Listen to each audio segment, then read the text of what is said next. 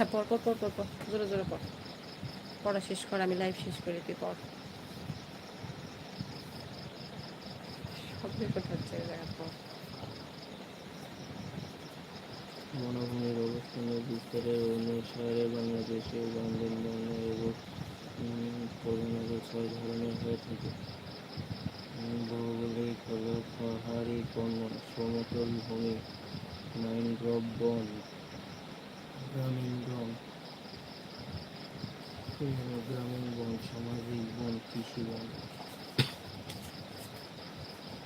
পাহাড়ি বন আমাদের দেশে প্রভৃতি অঞ্চলে বিভিন্ন রকমের ভৌগোলিক অবস্থানে দক্ষিণ পূর্বাঞ্চলে পাহাড়িদের বন অবস্থান বাংলাদেশের বন এলাকার অর্ধেক